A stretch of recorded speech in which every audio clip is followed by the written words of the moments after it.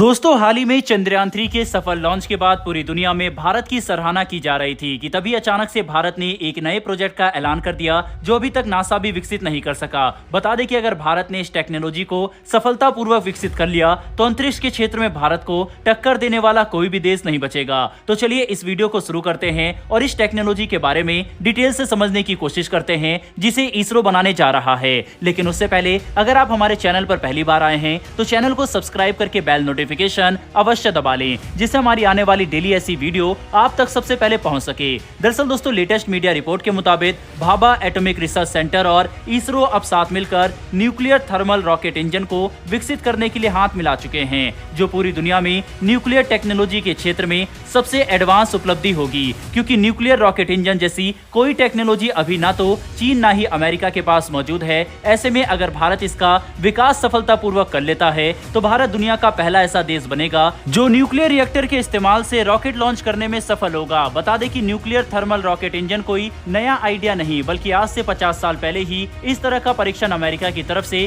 किया गया था, जिसके तहत नासा एक रॉकेट इंजन बना रही थी। लेकिन इस प्रोग्राम में आई कई परेशानियों की वजह से नासा ने केमिकल इंजन को ही ज्यादा प्रेफर किया और न्यूक्लियर इंजन के प्रोग्राम को रद्द कर दिया गया। लेकिन अब बार्क और इसरो पहली बार इस तरह की जटिल टेक्नोलॉजी को बनाने के लिए आगे आते दिखाई पड़ रहे हैं, जो अंतरिक्ष के क्षेत्र में भारत को वर्ल्ड लीडर बनाने की ताकत रखता है। दोस्तों, ये तो हम सभी जानते हैं कि न्यूक्लियर टेक्नोलॉजी किसी भी देश के पास मौजूद सबसे फ्लैगशिप टेक्नोलॉजी होती है, क्योंकि न्यूक्लियर रिएक्टर का इस्तेमाल करके हम लगभग असीमित ऊर्जा पैदा कर सकते हैं। लेकिन यहाँ पर हम इस बात को भी नजरअंदाज नहीं करेंगे कि एक तरफ तो न्यूक्लियर टेक्नोलॉजी काफी ज्यादा महंगी होती है और दूसरी की इसे इस्तेमाल करना बेहद खतरनाक भी होता है। मतलब न्यूक्लियर रिएक्टर को ऑपरेट करने में एक छोटी सी गलती पूरी दुनिया के लिए काफी भारी साबित हो सकती है, जिसकी वजह से हर देश न्यूक्लियर टेक्नोलॉजी को कंट्रोल करता है। पर भारत अब दुनिया का ऐसा पहला देश बनना चाहता है जो हिम्मत करके न्यूक्लियर रॉकेट इंजन को विकसित करने की तरफ अपने कदम आगे बढ़ा रहा है, क्योंकि अगर हमने ऐसा किया तो हम इंटर प्लैनेट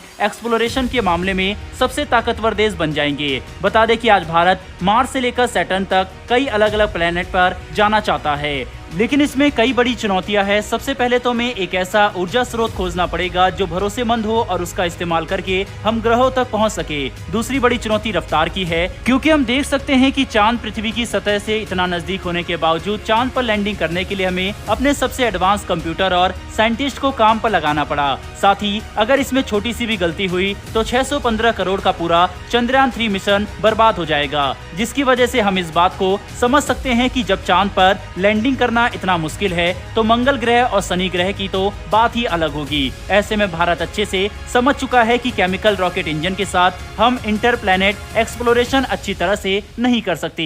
इसीलिए हमें न्यूक्लियर थर्मल रॉकेट इंजन को विकसित करने की तरफ अपने कदम आगे बढ़ाना होगा, क्योंकि न्यूक्लियर रॉकेट इंजन हमें वह जरूरी रफ्तार भी देंगे जिससे हम ब्रह्मांड में मौजूद अलग अलग ग्रहों तक जल्दी पहुंच सके। साथ ही इनकी असीमित क्षमता की वजह से हम आसानी से अपने प्रोग्राम को एक्सपेंड भी कर पाएंगे। लेकिन इसमें भारत के सामने कई बड़ी चुनौतियां होंगी। सबसे पहले तो हमें यह बात समझनी होगी कि डेवलपमेंट और लॉन्च के दौरान न्यूक्लियर इंजन का फेलियर किसी केमिकल इंजन की तरह नहीं होगा, क्योंकि जब कोई केमिकल इंजन फेल होता है तो एक धमाके के साथ रॉकेट बर्बाद हो जाएगा, पर इससे हमारे वातावरण को कोई खास अंतर नहीं पड़ने वाला। लेकिन अगर किसी परीक्षण या रॉकेट लॉन्च के दौरान एक न्यूक्लियर रॉकेट इंजन फेल होता है तो ये हादसा किसी परमाणु बम के फटने जैसा ही होगा। और ये बात किसी को समझाने की जरूरत नहीं है कि परमाणु बम का धमाका कितना विनाशकारी साबित हो सकता है।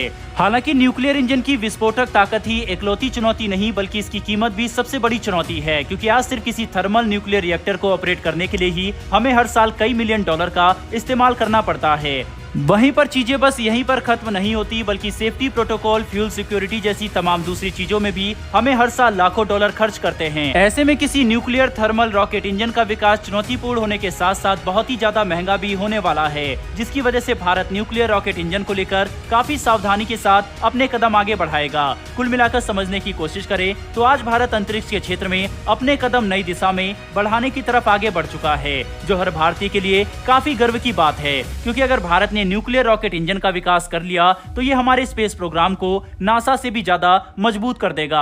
हालांकि इसमें दशकों का समय लग सकता है, पर दोस्तों आपको क्या लगता है कि न्यूक्लियर रॉकेट इंजन से जुड़ी इन सभी चुनौतियों और ताकतों को ध्यान में रखकर क्या इनका विकास भारत के लिए अच्छा रहेगा या नहीं? अपनी राय कमेंट बॉक्स में लिखकर जरूर बताइएगा।